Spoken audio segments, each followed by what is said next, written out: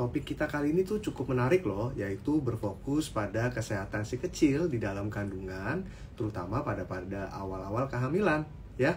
Nah, di awal kehamilan mungkin perut mama kan belum begitu besar karena janinnya juga belum begitu besar. Lantas mama bingung gimana sih caranya untuk tahu kesehatan si kecil di dalam kandungan, apakah sehat atau enggak. Terus waspada harus seperti apa, harus ke rumah sakit, gimana tanda-tandanya. Karena kita tahu pada trimester 1 itu akan banyak sekali rentan bermasalah dan rawan akan suatu penyakit, ya. Nah, jadi hari ini kita akan fokus mengenai kesehatan kondisi si kecil dalam kandungan pada awal kehamilan atau trimester 1. Nah, sebelum saya memulai dan menjawab pertanyaan dari mama semua, ada baiknya saya akan memberikan suatu penjelasan atau edukasi sedikit. Tolong didengerin ya, dan mama bisa juga mencatat supaya mama semua di sini makin pintar deh bersama Halo Bumil. Ya, kita mulai ya. Jadi kita tahu bahwa dalam trimester 1 itu begitu mama mengetahui dirinya hamil, itu merupakan suatu bercampur aduk tuh antara perasaan haru, tegang, dan juga gembira. Nah, biasanya setelah terjadi lewat dari haid terakhirnya, mama tes pack, kemudian dapatkan hasilnya garis 2 atau positif, itu sudah dinyatakan hamil. Nah, lantas apa sih yang perlu mama lakukan? Yang perlu mama lakukan adalah segera konsultasi atau bertemu dengan dokter kandungannya. Karena nanti dengan dokter kandungannya akan dilakukan beberapa pemeriksaan, mulai dari pemeriksaan anamnesa untuk mengetahui adakah faktor risiko yang menyertai selama kehamilan, dan juga pemeriksaan fisik. Pemeriksaan fisik juga bisa meliputi misalnya apakah anemia atau tidak, misalnya nanti pada bagian mata akan diperiksa. Lantas juga akan diketahui adakah faktor-faktor penyerta lain penyakit yang bisa membahayakan kondisi kehamilan, terutama pada trimester 1. Selain pemeriksaan anamnesa dan juga pemeriksaan fisik, pada mama akan dilakukan pemeriksaan USG dan juga pemeriksaan penunjang, yaitu pemeriksaan laboratorium lab darah ataupun pemeriksaan urin atau pipis. Nah, kenapa sih pemeriksaan antenatal care ini atau pemeriksaan ke dokter kandungan ini penting? Karena tujuannya adalah untuk memonitor serta memaksimalkan kondisi kesehatan, tidak hanya kondisi fisik, namun juga kondisi mental, agar optimal selama kehamilan. Dengan tujuan mempersiapkan mama semua dalam menghadapi masa persalinan, masa nifas, dan juga masa mengasihi atau memberikan ASI secara eksklusif nantinya, hingga nantinya organ kelamin atau kesehatan reproduksi mama kembali seperti semula. Selain itu, selain dari sisi mama juga untuk mengetahui kondisi tumbuh kembang janin di dalam kandungan. Pemeriksaan antenatal care ini minimal dilakukan 1 kali pada trimester 1, 1 kali pada trimester 2, dan 2 kali pada trimester 3. Ingat ya, itu minimalnya. Kalau lebih boleh, biasanya pada trimester 1 boleh kontrol 1 bulan sekali. Pada trimester 2 atau usia kehamilan 14-28 minggu, itu 1 bulan sekali juga boleh. Dan di atas trimester 2, yaitu trimester 3, yaitu usia kehamilan 28 minggu ke atas, itu sekitar 2 minggu sekali. Dan di atas 36 minggu, 1 minggu sekali.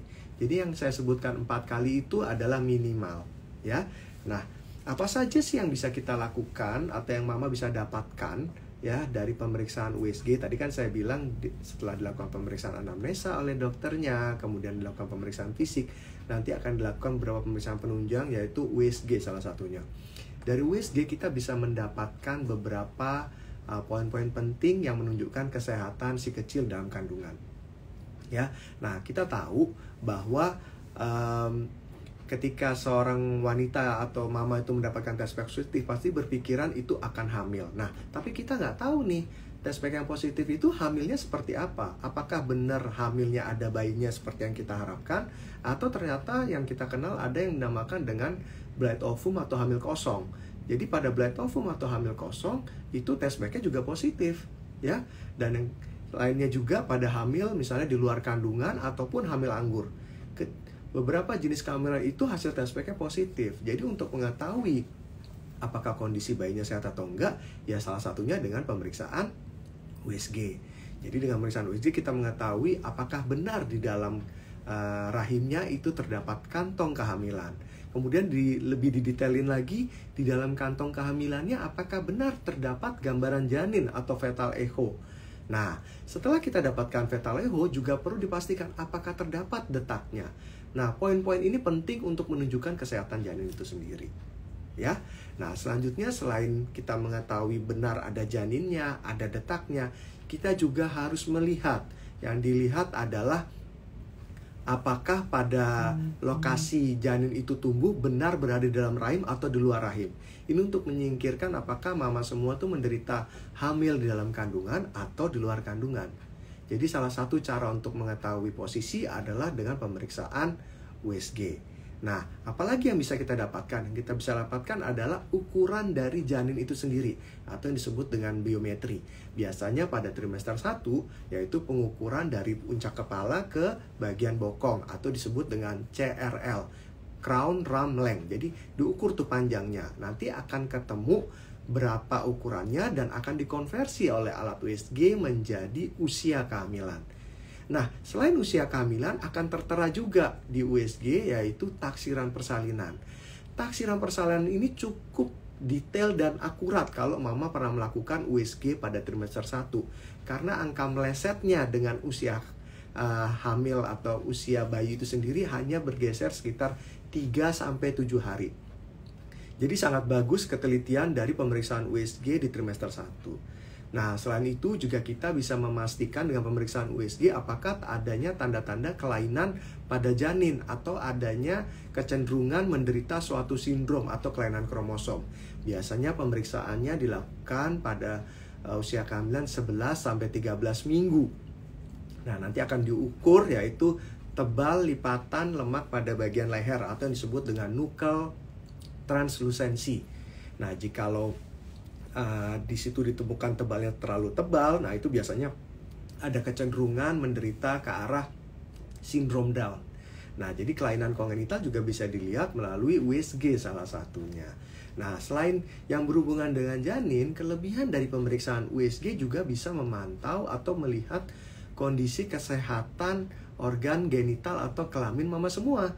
Jadi bisa dilihat tuh apakah ada miom atau tidak, apakah ada polip yang ada di mulut rahim, atau juga misalnya terdapat kista. Karena kalau pemeriksaan USG bayinya sudah besar, misalnya pada trimester 2 dan 3, agak sedikit lebih sulit untuk melihat kelainan-kelainan di luar kandungan itu sendiri. Itulah kelebihannya kenapa ketika mama semua sudah mengetahui hasil tes PK positif, kita harus memastikan dengan pemeriksaan USG dengan segera kontrol ke dokter kandungan untuk memastikan apakah ini benar hamil atau hamil kosong atau hamil di luar kandungan atau hamil anggur, ya, dan juga untuk melihat kondisi organ genital secara keseluruhan. Nah, yang lainnya selain pemeriksaan USG tadi sudah saya sebutkan yaitu pemeriksaan laboratorium darah dan pemeriksaan laboratorium pipis atau urin. Tujuannya adalah yaitu kalau pemeriksaan laboratorium darah salah satunya kita akan memeriksakan biasanya yaitu hematologi lengkap. Jadi itu nanti kita bisa dapatkan data hemoglobin, hematokrit untuk menilai apakah ibu atau mama semua tuh menderita anemia atau tidak. Karena sering banget ibu hamil atau mama semua di sini yang hamil pertama ternyata HB-nya rendah, jadi tidak tahu kalau dirinya menderita suatu anemia. Kemudian kita juga bisa mengetahui kadar atau jumlah dari sel darah putih untuk menilai apakah saat ini mama sedang menderita suatu proses infeksi atau tidak. Nah, selanjutnya juga kita bisa dapatkan kadar trombosit. Selain pemeriksaan hematologi rutin, biasanya kita tanyakan juga kepada mama mengenai golongan darah dan resusnya. Ada sebagian besar mama yang cukup tahu mengenai golongan darah, ada juga yang tidak. Ini kepentingannya untuk nanti, misalnya memprediksi golongan darah bayinya kemungkinan apa, ataupun misalnya ternyata diperlukan transfusi darah, kita sudah ada data mengenai golongan darah mamanya. Nah, selain pemeriksaan golongan darah, juga biasanya kalau memang dari pemeriksaan fisik dapatkan konjungtiva atau bagian lipat matanya menunjukkan pucat atau anemis, biasanya akan dilakukan pemeriksaan tambahan yaitu pemeriksaan ferritin untuk menilai kadar zat besi di dalam tubuh. Dan juga sekarang ini sedang yaitu dilakukan pemeriksaan kadar vitamin D di dalam tubuh. Ya, biasanya dengan pemeriksaan vitamin D 25-OH. Nah, pemeriksaan yang lain yang sering dilakukan juga dalam pemeriksaan darah adalah pemeriksaan gula darah untuk menilai apakah mama memiliki faktor risiko kencing manis atau tidak. Biasanya pemeriksaannya bisa dengan pemeriksaan gula darah yang bagusnya sih dengan pemeriksaan gula darah puasa dan 2 jam pos makan ya. Nah, terus pemeriksaan lainnya lagi apa? Biasanya pemeriksaan yang terkait dengan screening menderita suatu penyakit kronis, misalnya HIV dan juga hepatitis. Biasanya nanti mama akan diperiksa dan ditanyakan apakah sebaiknya mama memeriksakan HBsAg dan juga hepatitis serta penyakit menular seksual lainnya, yaitu penyakit sifilis. Pada beberapa dokter juga sering melibatkan pemeriksaan TORCH. Nah, tapi tidak selalu. Ada dokter yang memang wajib di center rumah sakitnya memeriksakan lab untuk ke arah TORCH seperti toxoplasma, rubella, herpes atau cytomegalovirus. Ada juga yang tidak. Nah, jadi nggak usah khawatir kalau memang mama diperiksa bagus, kalau tidak pun tidak apa-apa. Mungkin dokternya sudah melakukan anamnesa dan ternyata tidak diperlukan pemeriksaan TORCH itu sendiri. Nah, itu tadi sedikit pemeriksaan darah yang memang diperlukan untuk memantau dan bisa mempengaruhi kesehatan janin di dalam kandungan. Nah, yang satu lagi yang tadi saya sudah sebutkan yaitu pemeriksaan urinalisa atau pipis. Pemeriksaan pipis ini penting untuk mengetahui apakah mama semua itu menderita infeksi saluran kemih atau tidak. Karena jikalau mama menderita infeksi saluran kemih, itu bisa menyebabkan terjadinya peningkatan risiko untuk keguguran atau persalinan prematur. Jadi kita bisa menilai kalau mana infeksi nanti harus diobati terlebih dahulu. Di sisi lainnya, pada mama yang mengalami mual muntah hebat pada trimester 1, itu juga bisa tahu derajat keparahan mual muntahnya dengan menilai apakah terdapat keton di dalam pipisnya. Jadi semua pemeriksaan penunjang ini penting untuk menilai kondisi kesehatan si kecil dalam kandungan. Karena kita tahu pada trimester 1 memang perut mama kan belum besar. Jadi untuk mengetahui kondisi kesehatannya mungkin dengan pemeriksaan USG dan juga pemeriksaan penunjang yaitu pemeriksaan laboratorium darah dan urin. Nah, selanjutnya tadi kan kita sudah lihat nih pemeriksaan apa saja yang memang perlu dilakukan, yaitu pemeriksaan fisik, anamnesa, dan juga pemeriksaan darah, kemudian pemeriksaan pipis, dan juga pemeriksaan USG. Ada satu lagi pemeriksaan yang memang bisa mama lakukan jikalau mampu, yaitu dengan pemeriksaan NIPT, yaitu Non-Invasive Prenatal Testing. Bedanya apa sih? Pada pemeriksaan NIPT ini, kita bisa mendeteksi sedini mungkin apakah janin di dalam kandungan itu menderita kelainan kromosom atau tidak. Caranya mudah dengan mengambil sampel dari darah mama semua pada usia kehamilan 11-13 minggu. Yang penting di bawah 20 minggu. Nanti akan terlihat itu janinnya menderita kelainan kromosom apa. Misalnya kromosom 13, 21, atau menderita kromosom potongan-potongan atau kelainan kromosom lainnya. Jadi tergantung berapa panel yang mama akan ambil. Semakin lengkap mungkin biayanya yang dibutuhkan juga akan semakin besar.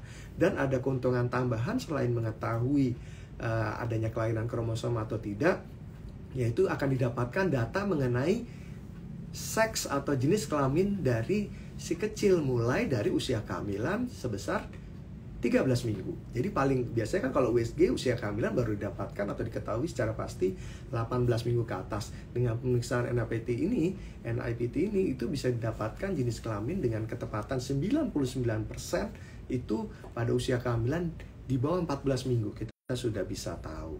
Tapi karena tadi saya udah bilang pemeriksaan NIPT ini kan tidak murah. Jadi kalau mama memang belum mampu tidak apa-apa. Biasanya pemeriksaan NIPT ini dilakukan jikalau terdapat faktor risiko. Misalnya pada keluarganya ada yang menderita kelainan sindrom tertentu, atau riwayat anak sebelumnya seperti itu, atau misalkan mama baru hamil pada usia kehamilan atau usia mama itu di atas 35 tahun.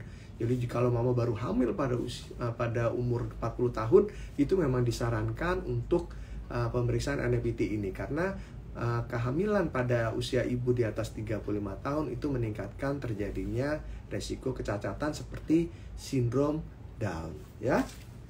Nah, seringkali pada trimester 1 itu merupakan masa di mana si kecil itu mengalami perkembangan organ vital yang sangat pesat dalam proses tumbuh kembangnya. Nah, dan juga sering banget pada trimester 1 banyak kondisi-kondisi yang bisa membahayakan kondisi mama semua dan janin tentunya. Yaitu salah satunya adalah keluhan mual dan muntah.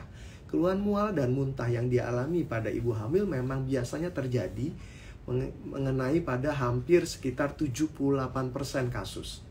Ya. Nah, penyebabnya adalah pengaruh dari hormon kehamilan, baik estrogen maupun progesteron.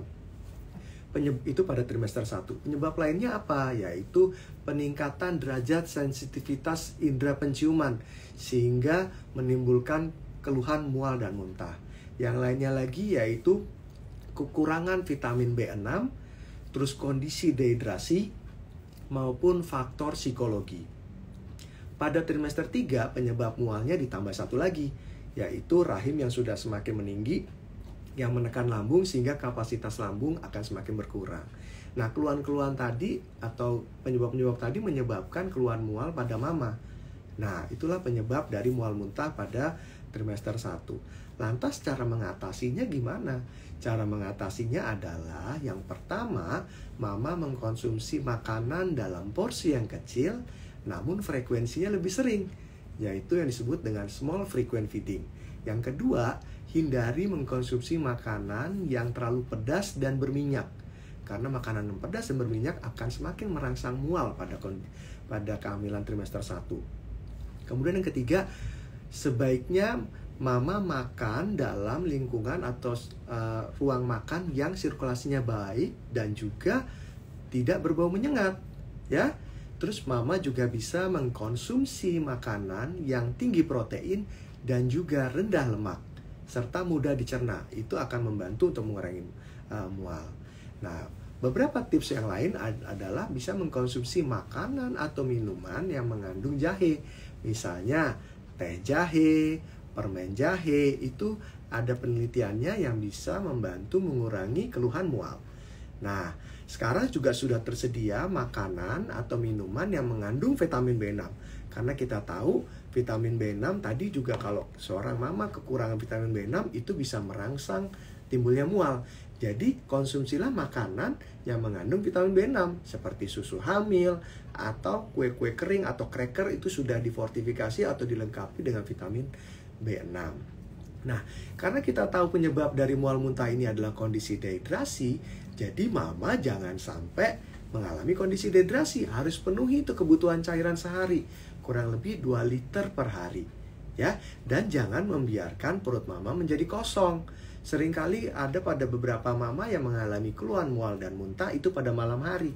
Karena apa? Karena waktu makan malamnya tuh terlalu sore, jadi sekitar jam 8. Dan akhirnya sekitar jam 12 mulai perutnya kosong, akhirnya timbul dadanya panas karena asamnya naik dan menimbulkan rasa mual juga. Jadi sediakan cemilan tuh boleh, ya. Nah, perilaku yang sering salah adalah setelah makan, mama langsung tidur. Nah, berikanlah kesempatan makanan yang berada di lambung untuk turun terlebih dahulu. Jadi beri kesempatan jarak sekitar 3-4 jam.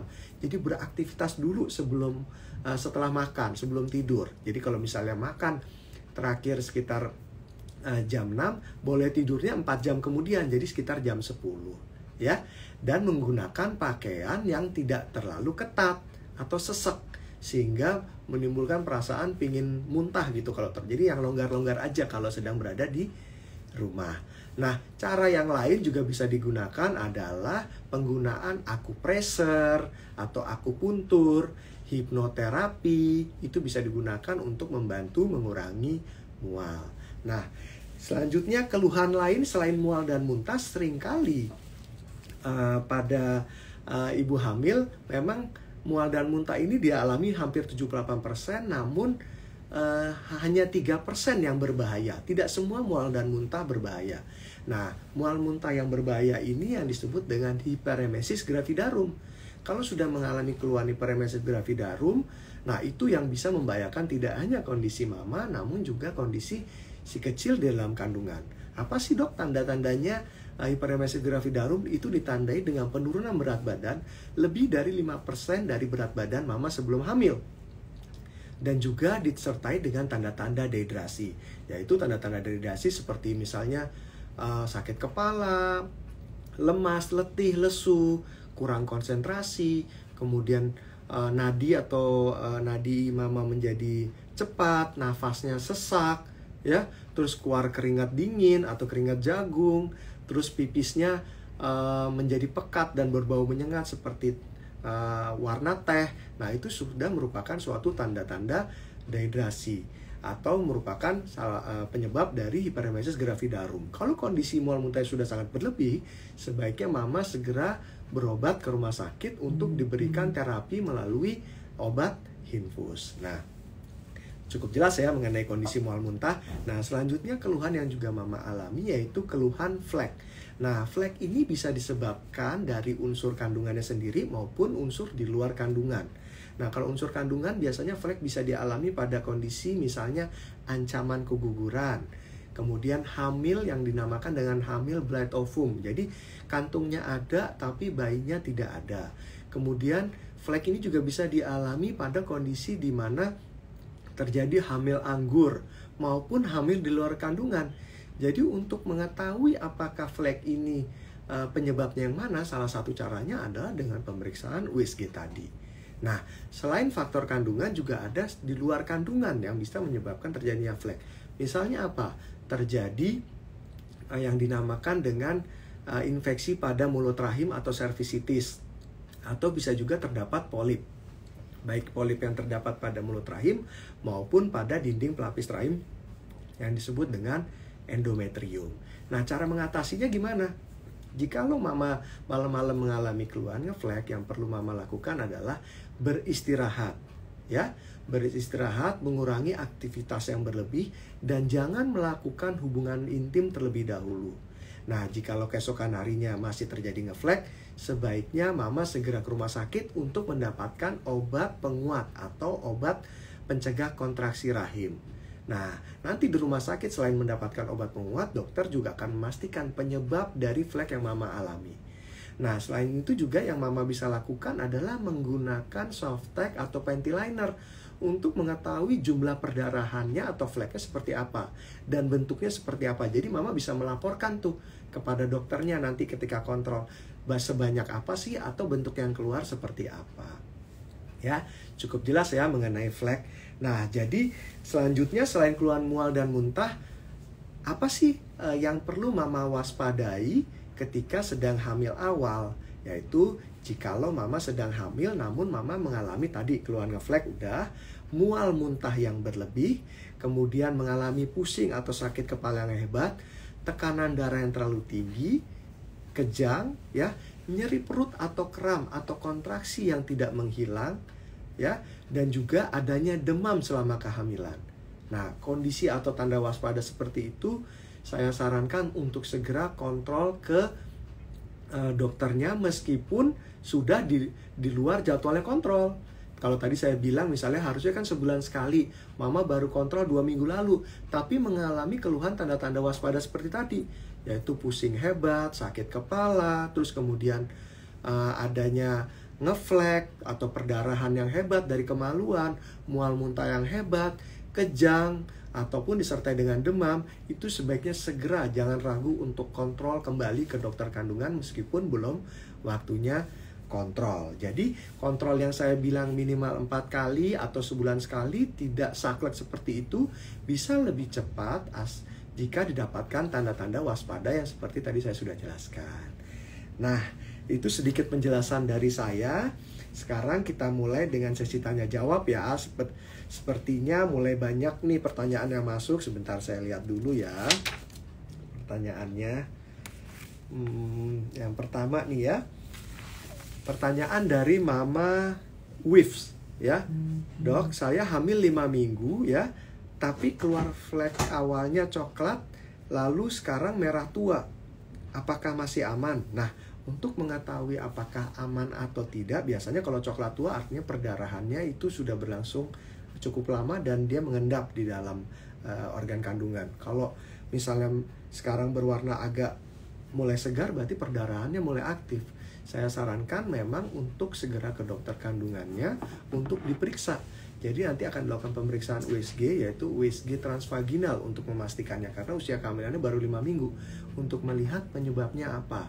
Apakah ini karena hanya ancaman saja atau guguran, ataukah ini merupakan suatu hamil kosong, atau merupakan hamil di luar kandungan, atau merupakan hamil anggur. Nah, semua itu akan dapat diketahui dengan pasti, yaitu dengan pemeriksaan USG, ya.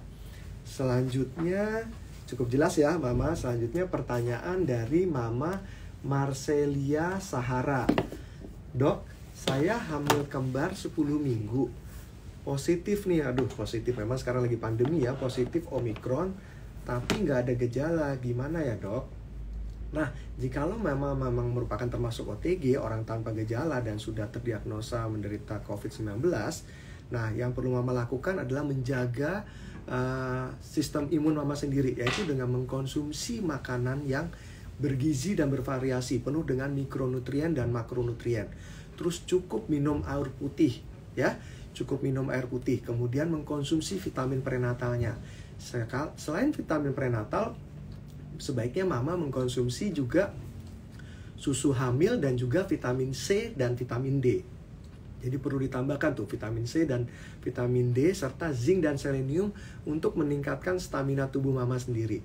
Dan kalau bisa, walaupun memang kan Mama tidak ada gejala, berarti Mama harus melakukan aktivitas tetap aktif dengan melakukan olahraga ringan di rumah kalau bisa, sehingga sistem imun Mama akan tercipta atau terbentuk dengan baik. Dan kalau misalnya ternyata di kedepannya timbul gejala, jangan ragu untuk melakukan konsultasi dengan dokternya. Bisa dengan konsultasi medis. Biasanya karena kita tahu bahwa COVID ini belum ada obat pastinya, biasanya akan diberikan obat-obatan yang berhubungan dengan keluhan saja. Misalnya kalau batuk, diberikan obat batuk. Kalau demam, diberikan obat demam. Ya, kalau pilek, hanya diberikan obat pilek. Jadi kalau tidak ada gejala, cukup baik. Kita harus menerapkan pola hidup sehat yang tadi, makan makanan bergizi, cukup minum air putih, minum vitamin prenatalnya, mengkonsumsi tambahan suplemen vitamin C, D, zinc, dan selenium. Ya, cukup jelas ya. Selanjutnya pertanyaan dari Mama Sandra Dewin _ ya. Dok, saya divonis dokter janinnya tidak berkembang. Baiknya gimana ya? Harus diapain kalau flek coklat gitu? Panik banget, mana dokternya bilang janinnya nggak berkembang. Saya paham pasti Mama sangat sedih begitu mengetahui bahwa janinnya tidak berkembang. Jikalau dokternya sudah melakukan pemeriksaan USG serial, artinya sudah 2 kali berturut-turut dalam periode yang berbeda diketahui janinnya tidak berkembang, memang hampir sebagian besar tidak akan berkembang janinnya. Nah, biasanya janin yang tidak berkembang oleh tubuh Mama akan berusaha untuk dikeluarkan, sehingga akan timbul flek tadi. Nah, jadi mau tidak mau memang janinnya karena sudah dipastikan tidak berkembang, ya dokter akan menyarankan untuk dievakuasi atau dikeluarkan. Ya, karena tidak akan ada gunanya untuk ditunda berlama-lama, bahkan flek itu nanti akan berubah menjadi perdarahan yang akan aktif, sehingga akan selanjutnya bisa merugikan Mama. Jadi Mama akan mengalami kondisi anemia kalau memang perdarahannya sangat masif atau sangat banyak. Jadi saya sangat tahu, sedih banget pasti memang janinnya tidak berkembang, tapi lebih baik setelah dievakuasi. Nanti setelah ada evakuasi bisa 2 macam, bisa dengan dikuret atau dengan pemberian obat. Kalau sudah bersih, nanti Mama sudah bisa hamil kembali ya, minimal 2 sampai 3 minggu 2 sampai 3 kali haid ke depan. Jadi diselesaikan saja kehamilan yang sekarang. Setelah dipastikan memang janinnya tidak berkembang, dan nanti memulai untuk hamil kemudian setelah 2 sampai 3 kali haid, biar menghindari tidak timbul keluhan atau kejadian hamil tidak berkembang seperti itu lagi. Memang tidak ada caranya untuk membuat janin itu kembali berkembang setelah dipastikan oleh dokternya janinnya tidak berkembang. Seperti itu ya. Nah, selanjutnya pertanyaan dari Mama Tia _ Solatia. Dok, mau tanya dong, obat batuk kering dan flu untuk ibu hamil apa ya? Nah, sebelumnya kita perlu tahu dulu ya, penyebab dari batuk kering atau flu yang Mama alami saat ini, yang saat sedang hamil ini apa? Apakah kita tahu sekarang lagi eranya pandemi? Kalau memang ternyata penyebabnya karena COVID-19, ya nanti akan ada tambahan obat dari hanya sekedar obat batuk kering atau obat flu saja. Ya, biasanya sebaiknya mama melakukan swab PCR dulu untuk tahu. Begitu ada hasilnya, mama bisa berkonsultasi langsung atau secara konsultasi medis untuk mendapatkan obat yang memang mama butuhkan. Biasanya obat itu nanti akan dipilihkan yang memang aman untuk kondisi mama sendiri dan juga janin dalam kandungan. Namun untuk saat ini saya bisa memberikan tips untuk mengatasi keluhan batuk yang mama alami, yaitu mama bisa mengkonsumsi air hangat atau bisa juga mengkonsumsi air teh yang dicampur dengan lemon dan madu, ya. Jadi itu bisa membantu untuk membuat kondisi tenggorokan mama menjadi lebih enak sehingga tidak menimbulkan kondisi batuk. Nah, selanjutnya juga mama bisa melakukan kumur-kumur ya atau rajin gosok gigi untuk membuat kondisi saluran pernapasannya menjadi lebih cepat sembuh, ya. Nah, untuk obat flu biasanya pilihannya ada beberapa pilihan dan dokternya akan memilih obat flu yang aman untuk kondisi kandungan mama, ya. Jadi ada baiknya untuk tahu dulu penyebab batuk kering dan flu-nya apa. Lakukanlah konsultasi medis, dokternya nanti akan memberikan obat yang aman untuk kondisi mama semua. Dan yang perlu mama melakukan tips yang tadi saya sudah sebutkan, dan melakukan tips yang tadi saya sudah sebutkan mengenai cara untuk meningkatkan stamina mama sendiri.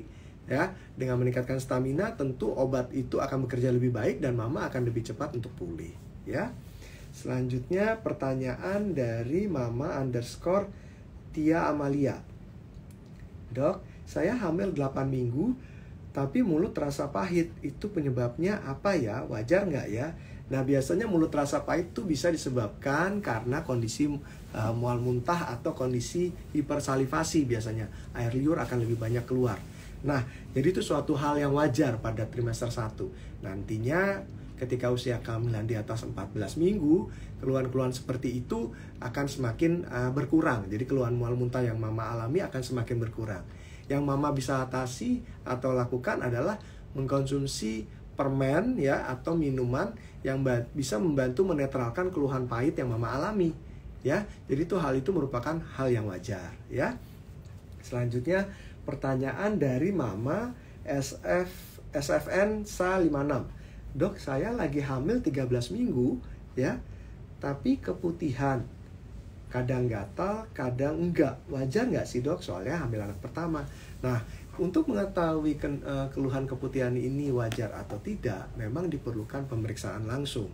Keputihan yang tidak wajar pada saat hamil itu biasanya akan bentuknya tuh bergumpal, keputih, warna gumpal bisa warna putih atau putih kekuningan, atau bisa juga berwarna kehijauan dan menimbulkan keluhan gatal ataupun berbau, ya bisa berbau amis atau berbau masam. Nah, pada trimester 1 karena faktor kehamilan, kadang keputihan itu bisa juga dalam bentuk yang normal. Seperti apa? Jadi berbentuk seperti cairan bening atau keputihan yang agak tipis tanpa disertai keluhan gatal atau berbau. Nah, untuk tahu pada mama ini keputihannya merupakan suatu hal yang normal atau tidak, memang harus dilakukan pemeriksaan dulu. Jikalau memang nanti diketahui memang keluhannya memang sudah mengarah ke yang tidak normal, dokter akan memberikan obat atau antibiotik yang bisa membasmi bakteri, biasanya disebabkan karena bakteri atau bisa juga disebabkan karena jamur atau kombinasi keduanya atau parasit.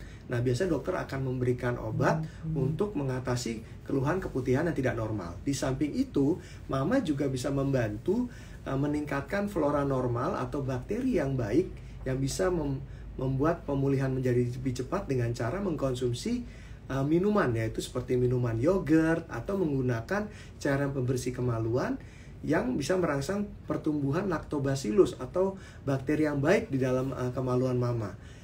Biasanya larutan pencuci kemaluannya itu yang ber-pH sesuai dengan keasaman dari liang vagina yang normal, yaitu sekitar 4,2, ya. Dan menghindari pemberian obat pencuci kemaluan yang bersifat pewangi atau yang mengandung seperti yodium ya, atau yang mengandung sirih, itu biasanya menyebabkan keasaman dari liang vagina itu menjadi lebih basah di atas 4,2 sehingga jamur akan lebih suka tumbuh.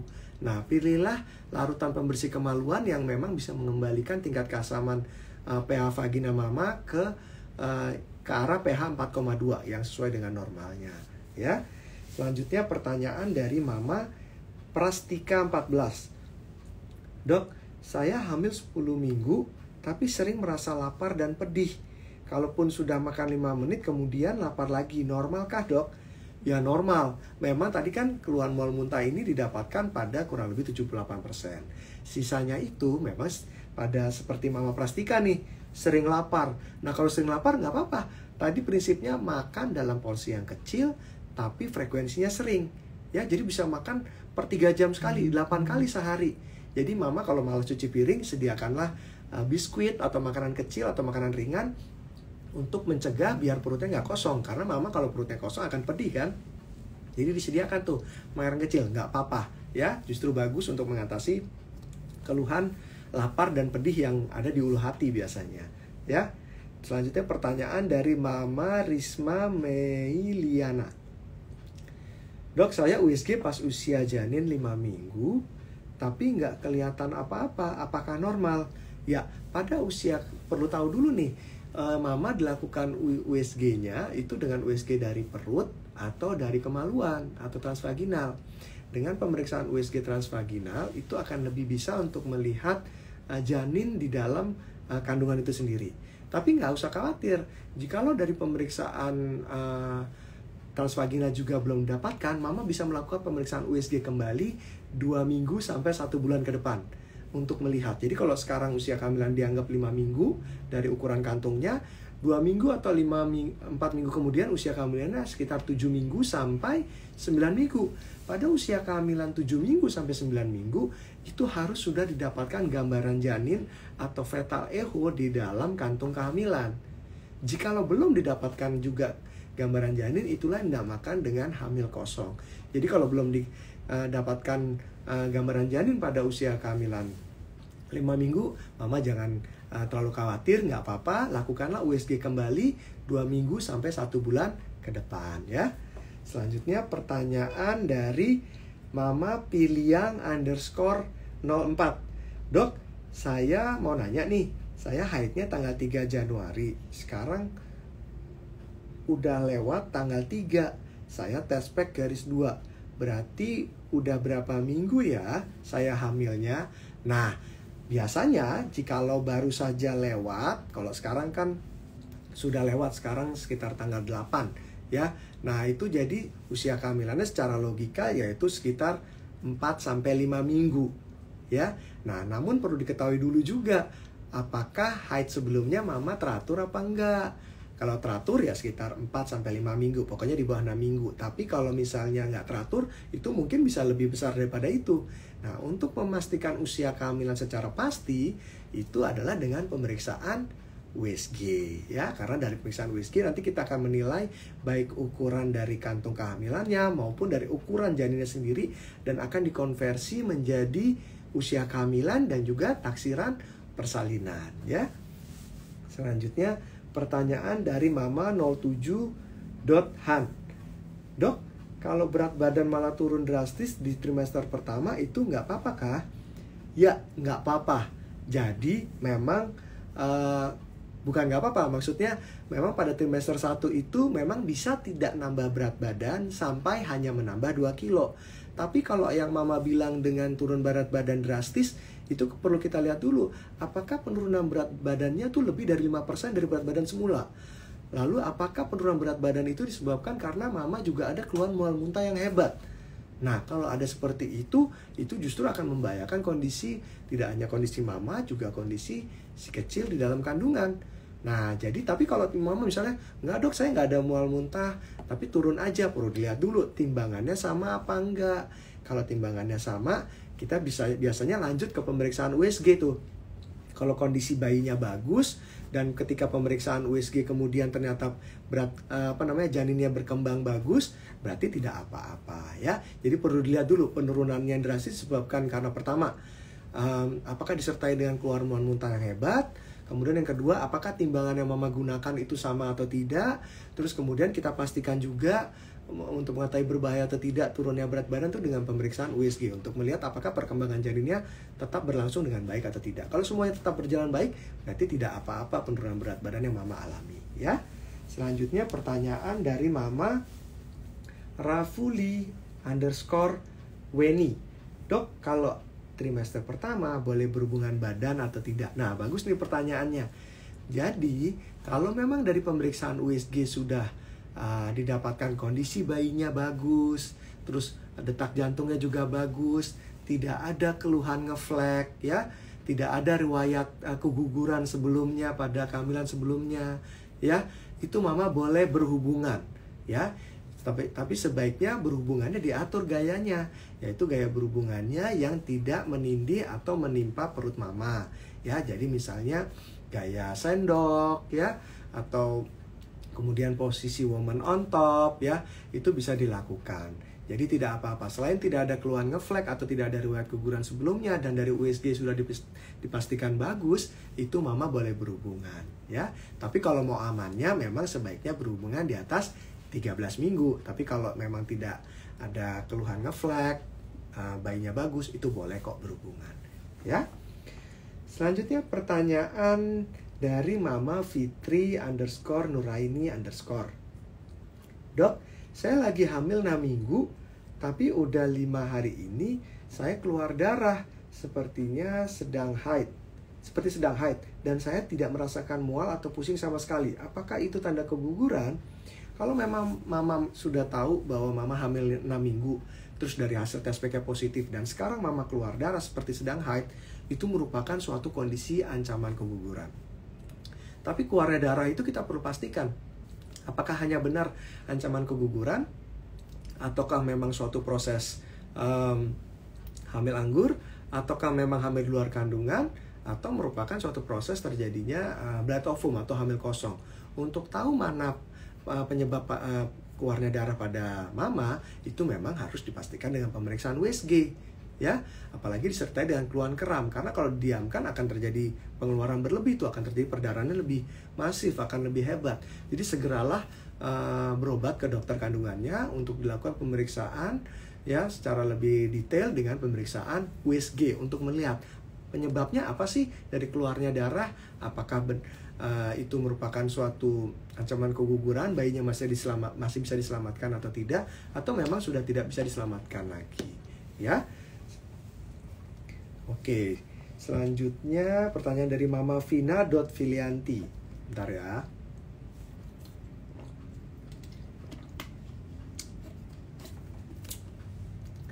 Boleh kalau saya kecepatan atau kurang jelas bicaranya, Mama boleh tulis ya di kolom komen ya. Nah, kita lanjut ya. Pertanyaan dari Mama Vina.Filianti. Dok, kalau malam saya suka mati rasa di tangan, lemes banget, nggak kerasa apa-apa, baru hamil 5 minggu. Bahaya nggak ya? Nah, biasanya pada hamil awal tuh belum ada tuh keluhan mati rasa. Keluhan mati rasa tuh didapatkan karena misalnya tangan mama tuh bengkak, sehingga karena bengkak mengakibatkan saraf-sarafnya tuh menjadi tertekan, sehingga menimbulkan perasaan kebas atau kayak mati rasa. Nah, keluhan mati rasa juga bisa didapatkan pada seorang ibu hamil yang menderita penyakit, misalnya penyakit kencing manis gitu. Nah, itu juga bisa. Nah, jadi perlu diketahui dulu dan perlu dilakukan pemeriksaan lebih detail untuk mengetahui penyebab mati rasa yang mama alami itu kenapa. Nah, kemudian juga keluhan lemes yang mama alami ini disebabkan karena apa? Apakah karena mual muntah yang berlebih? Apakah karena kurang istirahat? Ya, nah kalau memang sangat menyebabkan mama lemes karena tidak ada asupan makanan, nah itu mungkin yang sudah disebut dengan hiperemesis gravidarum. Ya, nggak ada asupannya menyebabkan asupan baik vitamin B6 juga bisa tidak akan masuk. Ya, sehingga mengakibatkan tangannya menjadi kebas, dehidrasi. Nah, untuk itu sebaiknya kondisi tadi kita udah jelasin ya, kalau memang kondisi hiperemesis gravidarum itu memang sebaiknya segera kontrol ke dokter kandungannya, karena kondisi mama sekarang sudah mama bilang sudah mengalami lemes banget, ya sebaiknya mama kontrol ke dokter kandungannya segera, ya. Selanjutnya pertanyaan dari Mama Sinda Pahlevi. Dok, saya hamil trimester 1 nih. Sering banget mengalami sakit pinggang dan pusing. Solusinya bagaimana ya, Dok? Nah, sakit pinggang ini biasanya sering banget dialami oleh mama pada trimester 3 tuh, karena kan bayinya semakin besar, atau sekitar 20 minggu pada trimester 2. Karena mulai tuh rahimnya besar, terus apalagi mulai terjadi gerakan pada janinnya, sehingga mengakibatkan rongga bagian panggul itu akan meregang, sehingga menimbulkan perasaan tidak nyaman, ya. Nah biasanya cara mengatasinya adalah bisa dengan berendam air hangat, ya. Kalau tidur dikasih bantal yang nyaman, sekarang tersedia tuh bantal-bantal untuk ibu hamil, ya. Terus atau bisa juga dilakukan pemijatan. Nah, jadi pemijatan yang diperbolehkan adalah pemijatan selain bagian perut. Ingat ya mama semua. Jadi yang boleh dipijat adalah bagian lengan, punggung belakang, bagian paha maupun kaki. Kalau perut tidak boleh dilakukan pemijatan, ya. Nah, boleh juga disertai dengan pemberian kayu putih, itu boleh, nggak ada masalah untuk membantu mengurangi keluhan nyeri pinggang. Kalau sama sekali tidak bisa juga mama mengkonsumsi perda nyeri. Biasanya dokter akan memberikan paracetamol untuk membantu mengurangi keluhan nyeri yang mama alami. Dan keluhan pusing, nanti kita perlu tahu dulu penyebab pusingnya apa. Apakah mama mual muntah yang berlebih sehingga tidak ada asupan makanan sehingga timbul kondisi hipoglikemi, atau kondisi misalnya pusingnya disebabkan karena tekanan darah yang terlalu tinggi atau tekanan darah yang rendah, hipotensi, atau bisa juga disebabkan karena mata. Jadi mata maksudnya tuh gimana? Maksudnya misalnya mama ternyata ada mata minus sehingga mengakibatkan pusing, atau adanya gigi berlubang yang menyebabkan pusing. Nah, untuk menyebabkan atau yang sangat sering sekali terjadi yaitu pusing yang diakibatkan karena anemia. Untuk tahu penyebab pusingnya apa, memang harus dilakukan pemeriksaan dulu secara menyeluruh, baru kita bisa memberikan terapi sesuai dengan penyebab pusing yang mama alami, ya. Cukup jelas ya Mama Sinda Pahlevi. Nah, pertanyaan selanjutnya dari Mama Amelia Apriliani. Dok, ciri-ciri janin berkembang dan sehat apa aja ya, Dok, tadi? Nah, ciri janin yang berkembang dan sehat terutama pada trimester 1 itu memang kita baru bisa lihat dari pemeriksaan USG, ya. Janin yang berkembang itu akan ada pertambahan ukuran dari minggu ke minggu, ya. Dalam trimester 1 tuh akan terlihat perbedaannya. Apalagi pada trimester 1 mama bisa kontrol sebulan sekali. Jadi beda 4 minggu aja akan terlihat tuh perbedaan ukuran tubuh janinnya. Itu akan terlihat perkembangannya. Terus kemudian kita juga akan bisa melihat apakah janin itu menderita kecacatan atau tidak. Itu kita juga dari USG. Kita akan melihat adanya nukal translusensi atau tebal lipatan lemak pada bagian pundaknya untuk menilai apakah ada menderita sindrom Down atau tidak. Kemudian kita juga bisa mengetahui apakah janin itu sehat apa tidak dari tingginya detak jantung. Nah, biasanya pada trimester 1 detak jantungnya sangat tinggi tuh, di atas 160 kali detak per menit. Ya. Ada suatu penelitian jikalau detak jantungnya di bawah 100 itu meningkatkan prediksi terjadinya keguguran. Jadi kalau kita lihat dari USG ternyata detak jantungnya selalu di bawah 100, biasanya akan ada resiko untuk terjadi keguguran atau akan terjadi kematian mudiga atau kematian dari janin itu sendiri. Nah, biasanya detak jantungnya tinggi, terus pertambahan ukuran, dan juga bisa dilihat adanya kecacatan atau tidak dengan mengukur tebal lemak di bagian lipatan kulitnya, ya. Terus kemudian pertanyaan dari Mama Cynthia. Dok, sebenarnya kalau sudah umur 13 minggu lebih tapi ukuran perut belum terlihat, apakah itu wajar? Dan setiap pagi selalu muntah warna cairan kuning, wajar juga nggak, Dok? Nah, yang pertama dulu ya. Kalau belum kelihatan itu tergantung yang pertama dari postur tubuh mama sendiri. Ya, mama posturnya tinggi apa tidak, ya. Terus kemudian gemuk atau tidak, maaf ya, maksudnya besar atau tidak. Terus kalau yang kurus biasanya memang akan lebih terlihat kalau dibandingkan dengan mama yang bertubuh agak besar karena kan nggak begitu kelihatan. Terus kemudian tebal dari lemak kulitnya itu juga akan mempengaruhi karena usia kehamilan 13 minggu itu ukuran dari rahim itu baru mau mulai dari tulang panggul. Jadi masih sekitar perbatasan tepi atas dari tulang panggul tuh. Ya, jadi mungkin masih belum terlihat, memang wajar, tidak apa. Dan itu juga dipengaruhi dari postur atau kurus gemuknya tubuh mama sendiri. Nah, nantinya akan mulai terlihat pada usia kehamilan 16 minggu karena tingginya akan sekitar setengah pusat dengan tulang kandung kemih. Itu akan terlihat seperti itu 16 minggu. Dan selanjutnya setiap pagi selalu mual muntah. Nah, mual muntah tadi saya udah bilang wajar, tapi kalau sudah sampai kuning artinya apa? Sudah tidak ada lagi makanan di dalam lambung mama sehingga cairan lambungnya keluar. Nah, cairan lambung ini bisa mengiritasi saluran pencernaan bagian atas, ya, yang bisa menimbulkan akhirnya mama jadi batuk-batuk tuh. Nah, jadi jangan, yang mama lakukan tadi tips-tips yang sudah saya berikan, yaitu makan dalam porsi yang kecil tapi frekuensi yang sering, hindari makanan yang terlalu pedas dan berminyak, terus makan dalam sirkulasi atau ruangan yang baik dan tidak berbau menyengat, mengkonsumsi makanan atau minuman yang mengandung jahe, mengkonsumsi makanan atau minuman yang mengandung vitamin B6, terus habis makan jangan langsung tiduran, terus kemudian juga menghindari perut yang sampai kosong dengan mengkonsumsi camilan, terus juga mengkonsumsi cukup air setiap hari 2 liter per hari, ya, dan harus bisa memotivasi diri mama untuk bisa melalui trimester 1 ini dengan baik karena salah satu penyebab mual adalah faktor psikologi. Jadi mama harus bisa menanamkan mindset bahwa mama bisa melalui awal-awal kehamilan ini dengan baik, ya. Bisa juga dengan pemberian akupressor, akupuntur maupun dengan hipnoterapi maupun aromaterapi untuk membantu mengurangi keluhan mual, ya, karena kasihan kalau mama sudah sampai kuning ini bisa mencederai saluran pencernaan bagian atas.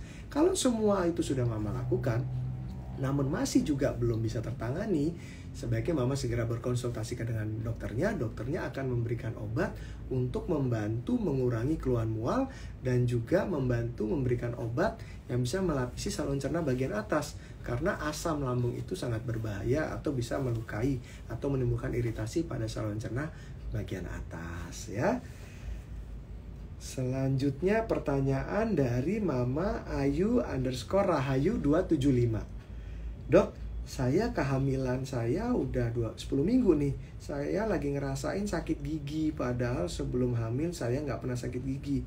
Apakah memang bawaan bayi atau enggak? Sebenarnya sih bukan bawaan bayi, kasihan si kecil disalahin. Tapi mungkin saja mama ini karena faktor kehamilan itu menyebabkan gusinya menjadi lebih sensitif, ya. Pada beberapa mama ada yang gusinya akan mengalami penebalan atau yang disebut dengan hipertrofi gingiva, sehingga penggunaan sikat gigi yang kelembutannya keras itu bisa mengakibatkan sariawan atau bisa menimbulkan perlukaan tuh pada gusinya akan sedikit lebih terangkat sehingga lebih terpapar bagian leher gusinya, sehingga sedikit saja terselip makanan di sana menimbulkan rasa ngilu atau giginya menjadi tidak nyaman. Nah, cara ngatasinnya gimana? Untuk penanganan awal, mama bisa melakukan kumur-kumur dengan air garam. Jadi dengan menggunakan setengah sendok teh dilarutkan dalam 1 gelas air hangat dan berkumur-kumur. Dan keesokan harinya, mama boleh berkonsultasi dengan dokter gigi. Jadi jangan takut untuk ke dokter gigi saat sedang hamil, karena justru dengan kita mengetahui atau menegakkan diagnosis apa penyebabnya, apakah bolong, apakah memang karena penebalan dari gusinya, itu akan bisa diberikan obat untuk mengatasi keluhan mama. Rasa nyeri yang berlebih itu bisa menimbulkan kontraksi pada rahim loh. Jadi rasa nyeri ini harus segera diatasi, ya. Nah, selanjutnya pertanyaan dari Mama Karintans. Cek lab darah bagusnya di usia kehamilan berapa minggu ya, Dok? Cek labnya yang harus direkomendasikan dokter obgyn atau gimana? Nah, pemeriksaan lab darah itu boleh dilakukan kapan saja saat trimester 1. Nah, kalau memang mama pas kalian kontrol hamil langsung dilakukan pemeriksaan cek darah, itu lebih bagus, ya. Jadi tidak ada patokan umurnya. Yang penting pada trimester 1 kita sudah mendapatkan baseline atau data dasar mengenai kondisi mama, labnya seperti apa. Apa saja sih yang harus diperiksa? Biasanya pemeriksaannya adalah pemeriksaan hematologi lengkap, golongan darah, terus kemudian kadar ferritin, terus kemudian yang diperiksa juga dilakukan pemeriksaan pipis, terus kemudian juga bisa dilakukan pemeriksaan gula darah, dan juga pemeriksaan HIV maupun juga pemeriksaan screening terhadap penyakit menular seperti sifilis maupun juga hepatitis. Jikalau diperlukan juga bisa mama melakukan pemeriksaan tes TORS, itu tergantung dari dokternya. Jadi biasanya dokternya memiliki anjuran-anjuran sendiri apa yang harus diperiksa yang baik untuk pada pemeriksaan trimester pertama, ya. Nah, sepertinya itu semua pertanyaan terakhir ya tadi saya bisa jawab karena sudah hampir 1 jam nih. Mohon maaf tidak semua pertanyaan saya bisa jawab. Mudah-mudahan apa yang saya berikan itu cukup jelas ya. Intinya karena kita tidak bisa mengetahui kondisi kesehatan janin pada trimester 1, yang paling baik adalah untuk mengetahui kondisi kesehatan janin pada trimester 1 adalah dengan pemeriksaan penunjang, yaitu dengan berkonsultasi dengan dokter dan melakukan pemeriksaan USG serta pemeriksaan pipis. Dan mama harus mengenali tanda-tanda waspada selama kehamilan, terutama trimester 1, karena tanda-tanda itu bisa mempengaruhi kondisi janin di dalam kandungan. Nah, pada setuju gak sih kalau kedepannya Instagram Live berikutnya kita akan bahas tentang kesehatan janin di trimester 2 dan 3? Kalau setuju, boleh tulis di kolom komen setelah IGTV kali ini di-reupload ulang ya. Terus kemudian jangan lupa share IGTV-nya ke IG story mama semua. Dan tulis apa yang mama dapatkan di sesi belajar bareng kali ini. Jangan lupa tag di @halubumil_adi dan juga tag juga di @bagusdoni_ biar saya bisa baca dan saya repost deh. Oke? Nah, akhir kata, terima kasih atas atensi mama semua yang sudah menemani hampir 1 jam ini. Sampai ketemu lagi di IG Live berikutnya. Saya Dr. Doni pamit undur diri ya. Sampai jumpa. Sehat selalu.